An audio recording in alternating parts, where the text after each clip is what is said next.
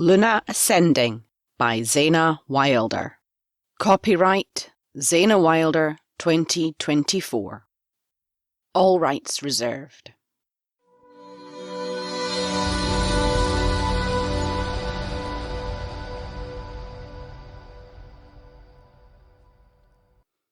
Chapter 21. Dirk. I need to put my issues aside for the pack. For my pack. When Tavy fessed up about Freya being a newbie witch, my wolf tried to take over and run straight to her. I had to suppress him, to force him down deep inside, chain him up there. Even despite her engagement to the heir of the coven, my wolf was not backing down. It's not healthy to keep him locked down, but I need to keep my distance from her. I can't afford to let my wolf take over. I have no choice. We have no idea how deeply she's involved in the coven by now. And the coven mean only bad things for this pack. And the watch. I'm keeping tabs on her though. I can't help it. She's mine, whether she knows it or not. She's been holed up in her new apartment, making it so damn difficult. Tavy's doing his best, but even Liz is struggling to get to see Freya. They both think she's being gaslit, and that she isn't willing to or can't accept it. Balling my fists, I roll my head, counting down the minutes until the council meeting. Freya might be part of the coven by now, but the less she's seen and the more embittered the battle lines between shifters and the coven become, the more I worry. For the coven, everyone is expendable. Even their heir's fiancé. She's not my only worry, even if she is the biggest. Waiting for the council to shuffle into the packed chambers, I scuff my toe on the doorframe, scowling at the hopeful glances coming my way. Someone spread a rumour I'm looking for a new beta. The hell I am.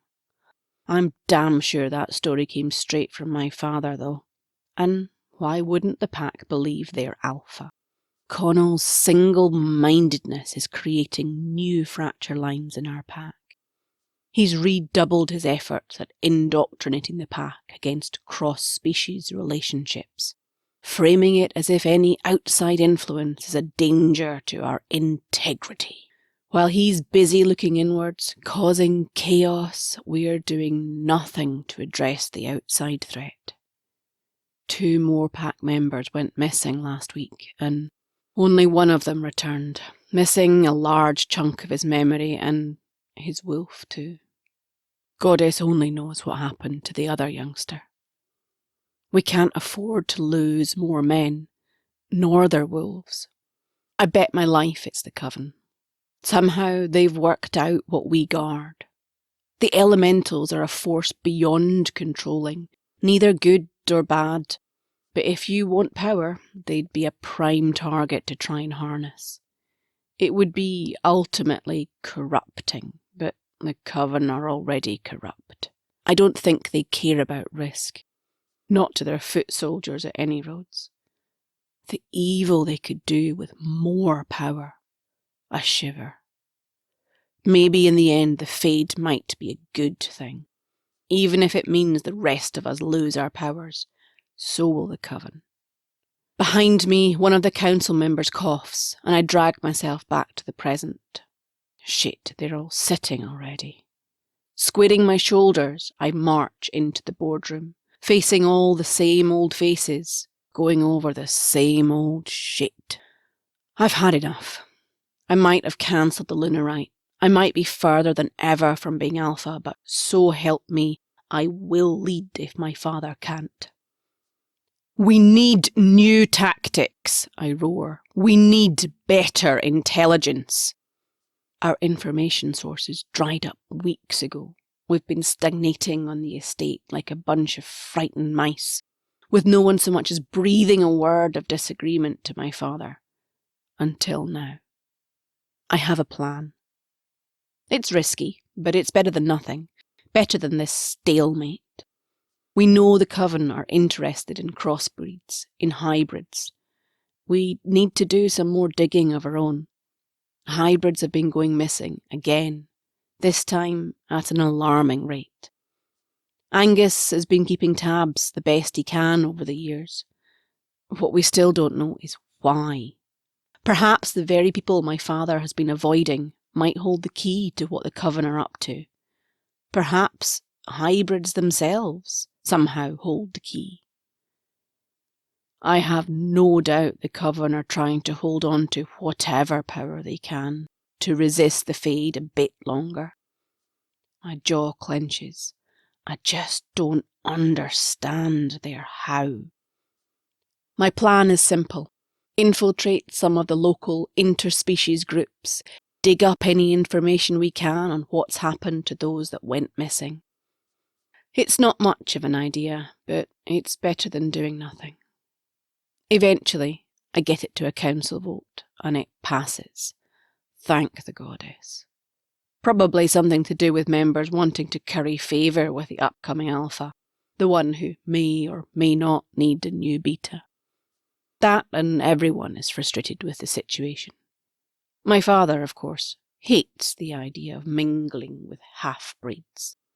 But I'm not asking him to do it. He just has to keep his mouth shut and stop stirring trouble. After hours of argument, my father finally agreed to take off Tavy's suppression. He's been wearing a damn torque laced with a spell since he was a teen. I never questioned how the fuck it went with him when he shifted. But now it's obvious. Binding magic. They put a collar on him, like he's a fucking dog. Eventually, we strike it lucky in a shifter bar that doubles as a burlesque club. It's a favourite hideout for crossbreeds. It's seedy as all hell, but that's what happens when you push people to the margins of society. The few bits of information we've had from here are the best intel we have had in weeks. The place itself, though, awful. But we have to know what the Coven are planning. The bar is dimly lit with tacky red lighting, although its elegant high ceilings and wooden panelling still somehow leave it with a sense of dignity. I prop up the bar, trying to look engrossed in my pint, and scope the room. Being the alpha heir means I get the odd flicker of recognition from other soups. Seeing me in here, without a mate mark, I suspect they think I'm looking for something entirely different. I've already ignored a few pointed looks. Avoid eye contact, keep ears open. Shit, I hate this. But Tavy, he was made for this stuff. He's loving it. He's already contacted our source, a petite, out-of-town wolf-lynx hybrid with huge brown eyes, a tiny waist, and a remarkable ability to glide effortlessly around on the most ridiculously high-heeled shoes imaginable. They disappeared into a private booth only 15 minutes ago, so I'm surprised when he leaves it and weaves toward the bar. He orders more wine, doesn't glance in my direction, and returns rather unsteadily to the girl inside the booth. He's good at this.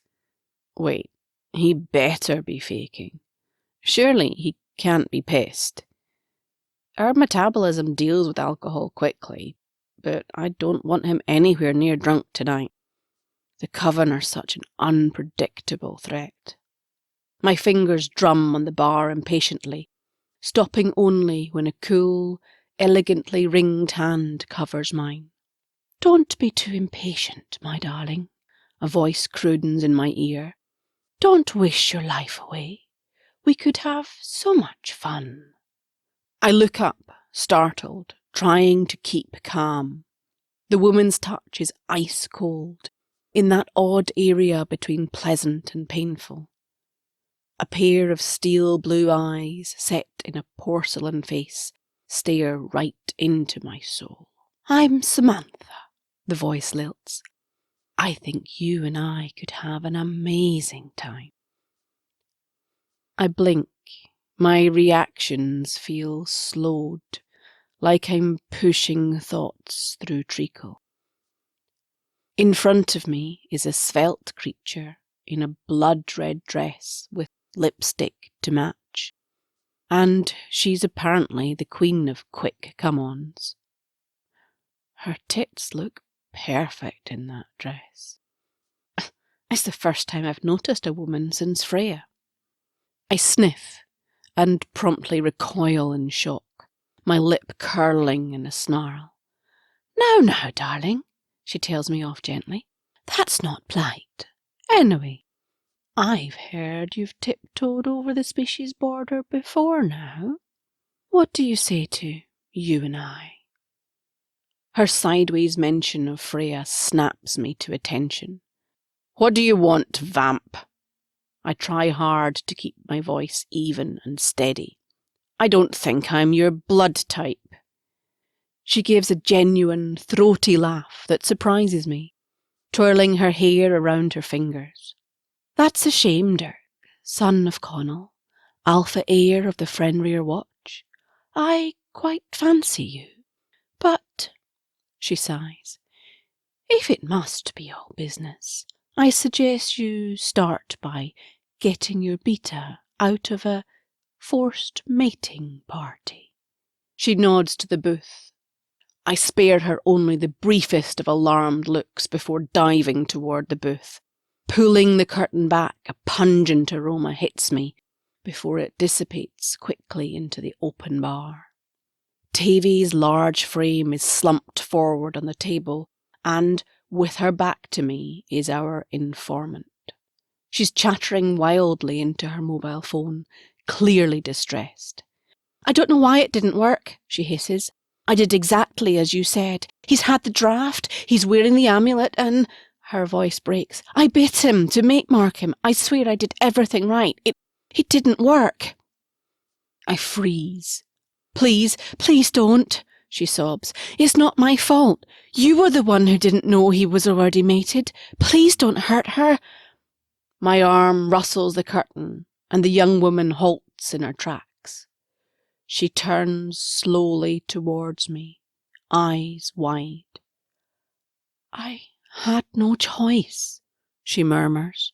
In a flash, she leaps across the table and slips past me.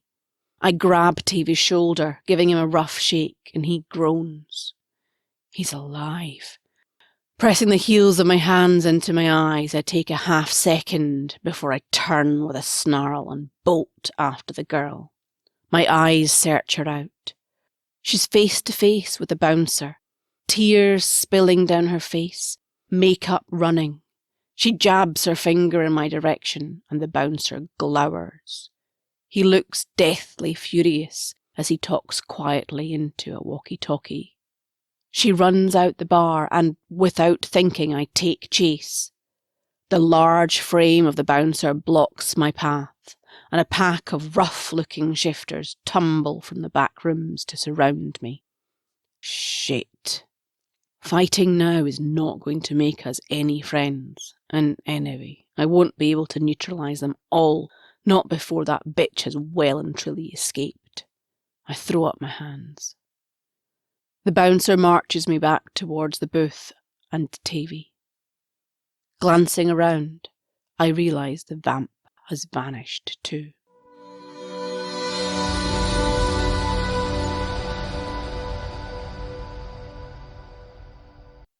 "5 hours and a long drive later, Tavy eventually comes around. The sloppy sod remembers nothing. He looks surprised every time someone explains what happened again. This amnesia better wear off quickly, especially before Liz comes looking for answers. Now that we know what's happened, it's pretty logical to conclude the Coven were feeding the hybrid tidbits of information that we could test out. They were drawing us to her, pretending she was a reliable informant, while sustaining little actual damage themselves. We let our guard down enough that they could put the second part of their hideous plan into action. They wanted Tavy. They wanted him mated and under their control. If they'd succeeded, he would have been under the coven's thrall. A serious threat to a bonded mate is enough to make most shifters do your bidding. He'd have been their fucking pawn. From the little I caught of our conversation, that girl was being blackmailed. The coven clearly have no issue using any method they can to get whatever they want. I knew something was off. The way Tavy reeled across the floor with a second round of drinks. It seemed odd.